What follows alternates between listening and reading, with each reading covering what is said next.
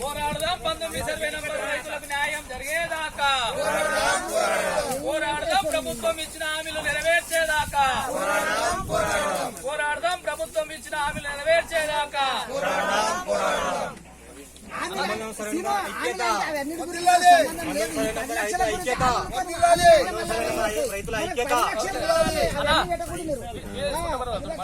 న్యాయం జరిగేదాకా పోరాడదాం 19 survey number రైతులకు న్యాయం జరిగేదాకా, పోరాడదాం ఇస్తామన్న హామీలన్నీ నెరవేర్చేదాకా, పోరాడదాం రేవంత్ రెడ్డి ప్రభుత్వం. మేము గవర్నమెంట్ కు సహకరిస్తున్నాం సార్. మేము వ్యతిరేకంగా మేము కాము. ఈ పోలీసు సిబ్బంది కానీ వేరే ఇంకోటి రెవెన్యూ సిబ్బంది కానీ మాకు కలెక్టర్ సార్ వచ్చిన వాళ్ళు అప్పుడు కూడా వాళ్ళకు కూడా మంచిగా ఇస్తామని చెప్పినాం. మేము వాళ్ళకి వెళ్ళక గొడవలకి ఏం దిగలేం సార్. మెడికల్ కాలేజ్ అన్నారు కదా, అందరికి సహాయపడడానికి మేము ఉపయోగపడుతున్నాం. కానీ మధ్యలో మా పైసలన్నీ కట్ చేసి తినకమైంది సార్. ఇది న్యాయమా సార్? ఇది పద్ధతి? ఏం చేద్దాం మేము? అరిగో చేద్దామా సార్? మేము మా డిమాండ్కి ఇవ్వదు సార్, ఏం లేదు.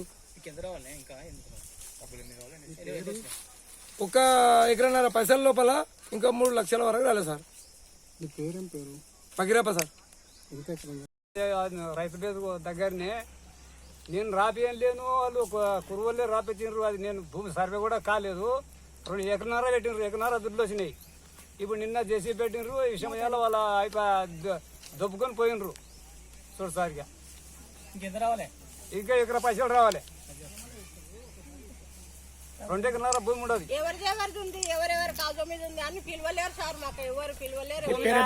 భూమి అయితే కొలిసి కూడా లాంటి భూమి 2 ఎకరన్నర వెళ్తా చూడు సార్. నాది కొలిసి కూడా నా భూమి, నా భాగం కాడికే. మళ్ళీ ఏరే వాళ్ళ దగ్గర పోకుండా ఆ భూమిని బట్టి సుమ వాళ్ళు అట్లా ఏం లేరు. పూరా ఎకరన్నర ఎవరో రాపించిండు అయిపోయా.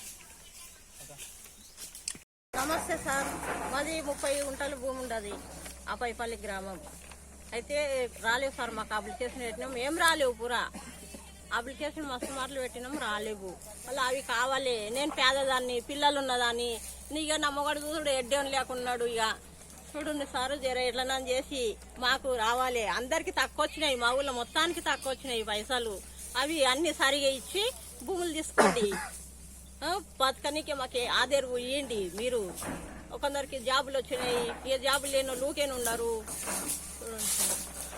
అప్పాయిపల్లి గ్రామంలో 19 సర్వే నంబర్లో మెడికల్ కళాశాల, వెటర్నరీ కళాశాల కోసం ప్రభుత్వం ఏదైతే సేకరిస్తున్నటువంటి భూమిని గత సంవత్సరం దాదాపుగా జనవరి నుండి ఈ జనవరి 1 సంవత్సరం పూర్తి అవుతున్నది. మేము ఈ 19 సర్వే నంబర్ భూమి ఏదైతే రోడ్డు సైడ్ ఉన్న భూమిని మా తాతల నుండి ముత్తాతల నుండి 60 సంవత్సరాల నుండి ఈ భూమిలో మేము కాసులు ఉండి చేసుకుని బతుకుతా ఉంటే ఈరోజు ప్రభుత్వము ఆ రోజు ఇందిరమ్మ రాజ్యంలో ఇచ్చినటువంటి భూమిని ఈరోజు మళ్లీ ఇందిరమ్మ రాజ్యంలో భూములు గుంజుకోవడం జరుగుతా ఉన్నది.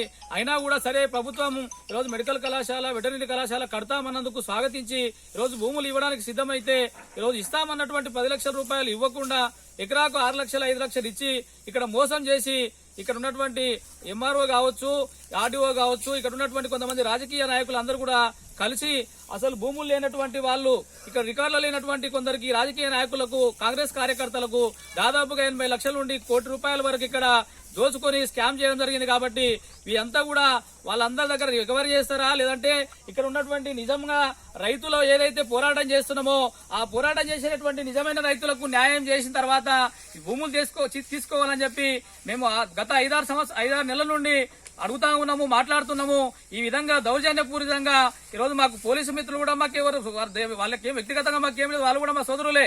కానీ వాళ్ళపైన కూడా ఒత్తిడి తీసుకొచ్చి ఈరోజు ప్రభుత్వం ఏం చేస్తుందంటే కుట్రపూరితంగా మొన్న లగచెర్లలో జరిగింది, నిన్న హెచ్సిలో జరిగింది, ఈరోజు అప్పాయిపల్లిలో ఈ విధంగా మేమేమంటున్నామంటే దౌర్జన్యంగా పోలీసులు పెట్టి తీసుకోవాల్సిన అవసరం ఏముంది అని చెప్పి ప్రజాస్వామ్యబద్ధంగా, రాజ్యాంగబద్ధంగా కొట్లాడుతుంటే, పోరాటం చేస్తుంటే ఈ విధంగా మమ్మల్ని భయభ్రాంతులకు గురి చేస్తున్నటువంటి ప్రభుత్వాలకు మేమంతా కూడా డిమాండ్ చేస్తా ఉన్నాము. ఈ రోజు కావచ్చు, రేపు ఈరోజు మేము పై స్థాయికి హైకోర్టుకు వెళ్తాము, సుప్రీంకోర్టుకు వెళ్తాము. ఎవరైతే మా పైన దౌర్జన్యంగా ఎవరైతే మమ్మల్ని భయభ్రాంతులకు గురి చేస్తే వాళ్ళని ఎవరిని కూడా వదిలేదు లేదు.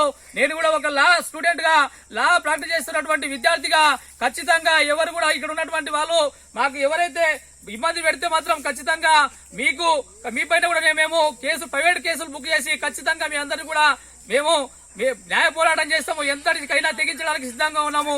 మాకు కావాల్సింది ఏమంటే న్యాయం కావాలి, ఇక్కడ ఉన్నటువంటి రైతులకు న్యాయం కావాలి.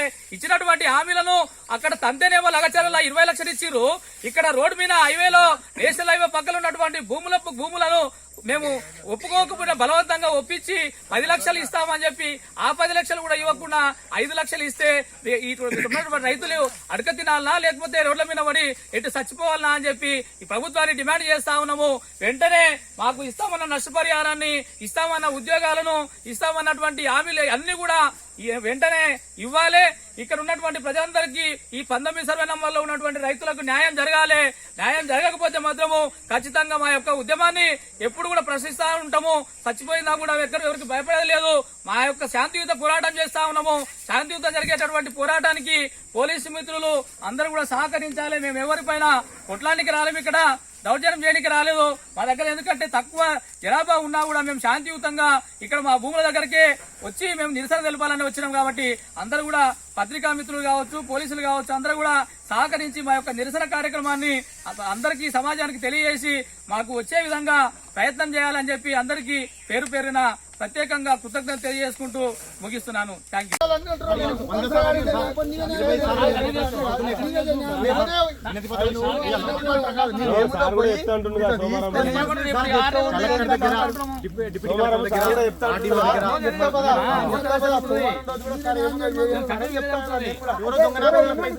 భూములు ఎట్లా సార్ వాస్తవాలు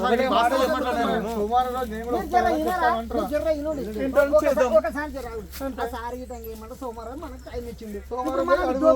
ఈసారి కొట్టేది ఈసారి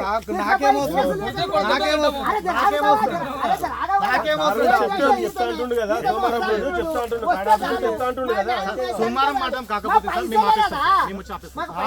అధికారం లేదు.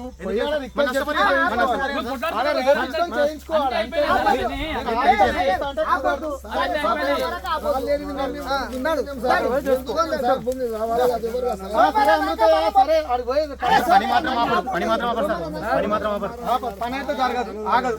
ఓకేనా? ఆడికి పోయి నష్టపరిహారం ఎట్లా సార్? ఆఫీసర్ సార్ ఉన్నారు కదా, ఇప్పుడు పోయి అడగడంలో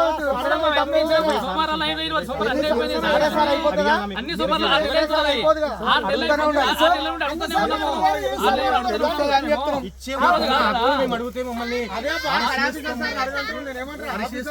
లేదా కలెక్టర్ సార్ ఉన్నారు, మనకు ఉన్నారు కదా, మా పేర్లు ఉన్నాయా లేవా అదే పోయి అని చెప్పబ్బా. ఇగో నాది ఇది ఉంది, కథ ఏందో మళ్ళీ చెప్పండి.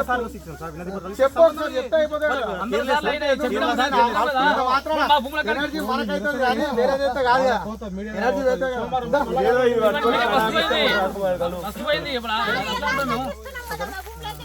భూములు ఇవ్వడానికి సిద్ధంగా ఉన్నారు సార్. నష్టపరిహారం అదే మళ్ళీ పోయి అని చెప్తే నేను చెప్పాను.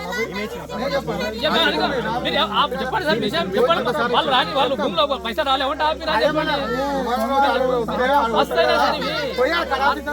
అన్ని అడిగినాం.